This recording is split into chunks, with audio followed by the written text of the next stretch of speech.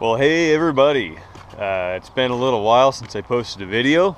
Not really a whole lot going on here. It's just been raining and raining. So today's one of the first decent days that we've had in a while.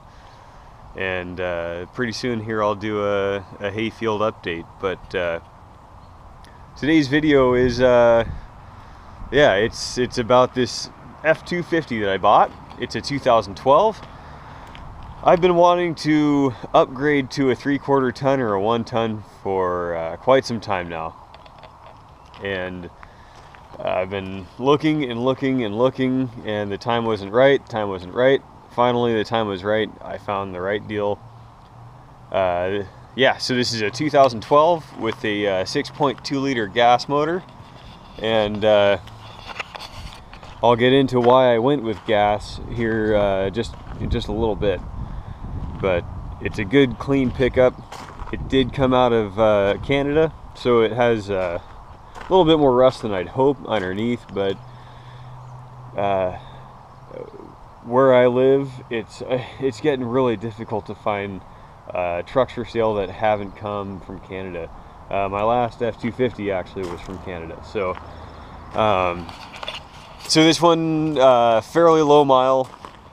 About 100,000, but it's super clean. The guy took really good care of it. It is not abused. It is missing the lower valance on the bumper there, but that's not too big of a deal. $100, and that, it's about $100 online. I didn't get a price from the Ford dealership, but I am absolutely in love with this truck. FX4, so it has the skid plates and various other, different shocks and some other things. I believe it has the 373 gears.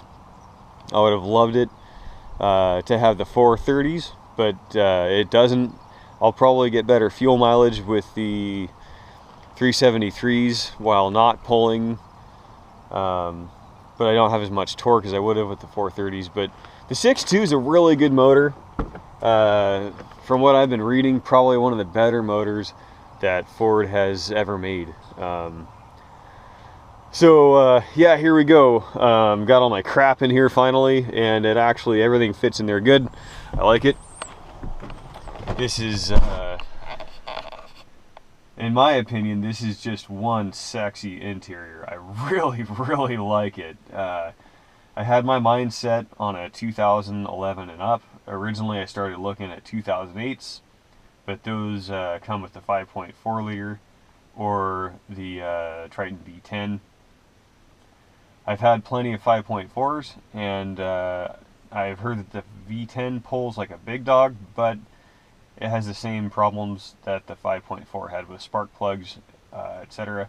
So I opted for the 6.2, excellent horsepower and torque for what it is, and what else? I totally fell in love with this body style, this interior, the 6.2 motor. Integrated brake controller. You have some auxiliary switches for adding lights and whatnot, winch or whatever. 104,000 miles. This truck is super clean. Things are not wore out. The guy took good care of it. So it does have leather front and back. I'm used to having a full quad cab. This slightly disappointing, the amount of room. This seat I moved back for cleaning purposes, so normally passengers would have a little more leg room than that, but after having a quad cab for so long, full 4 doors, it's a little different. This doesn't have as much storage as the F-150 had. The F-150, the seats flip down and there is compartments in the back. This doesn't have that, but what it did do is it forced me to get rid of all of the crap that I don't need and keep only the things that I do need.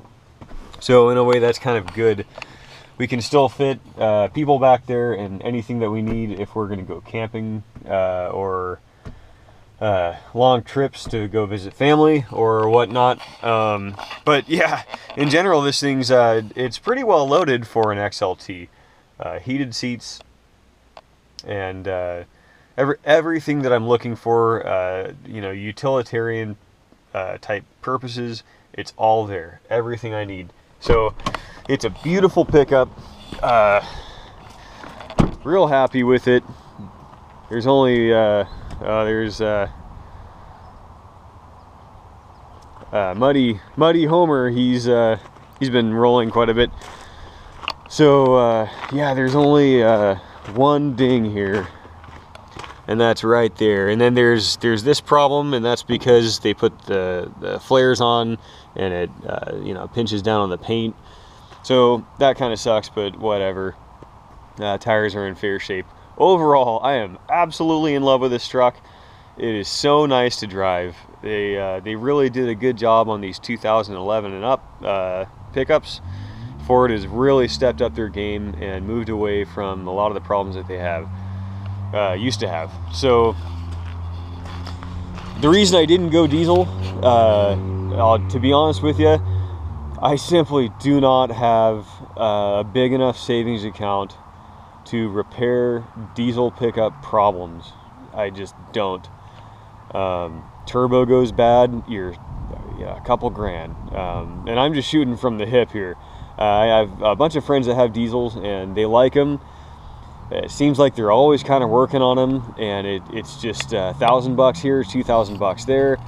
And you know, I know these guys quite well. They take good care of their pickups, and you know, granted, theirs are starting to get kind of higher miles, but you know, this same exact truck with the 6.7 liter, and I've heard nothing but really good things about the 6.7, but this identical pickup, I paid 20 grand for it. This with the diesel in it, you're looking at minimum 28 to 30. So I just don't have that type of money. The other thing is I do a lot of quick trips. Diesels like to stretch their legs. I work, you know, 15 minutes away. Everything else that I do is pretty close, you know, within 10 to 15 miles. So that's just not good for a diesel. And I don't like the idea of having to let it warm up for 20 minutes on a cold day prior to me getting into it and just shooting into town to go do something. So I went with the 6.2. I'm glad I did. I like the way it feels. I like the way it pulls. I like the way it sounds. And it actually, this truck gets better fuel mileage than my F150 with the 5.4 did. So I drove around a lot today, in-town stuff, and back roads to get into town, and I'm averaging right along that 13 to 14 miles per gallon range, and my F-150 was getting about 10 to 11, and that was in good shape. That's with a tune-up, running decent gas, and yeah, so I can pull up to 1,200 or 12,500 pounds with it, and I'm getting the same amount of fuel, or well, better fuel mileage, and it's a much nicer truck. So very happy camper here. Beautiful pickup, and so I guess that's going to conclude this video. Not really a whole lot else going on right now. The fields are still too wet for me to go out and spread manure, so that's unfortunate. The pile is just getting bigger and bigger, and but hey, it is what it is. Yeah, otherwise we're about to send that little bastard off to get 30 days of training. My wife has broke him. She rides him. He's a pretty well-mannered horse once you're on his back, but he has some attitude issues, and that needs to get adjusted. And a few other things that just need to get worked on. So we're sending him off. Other than that, we're contemplating getting a few more chickens, some chicks maybe. We're not totally sure yet. We got some really nice composted manure for the garden this year, and otherwise everything is pretty much normal. But hey, thanks a lot for watching, guys. Take good care, and we'll see you on the next video.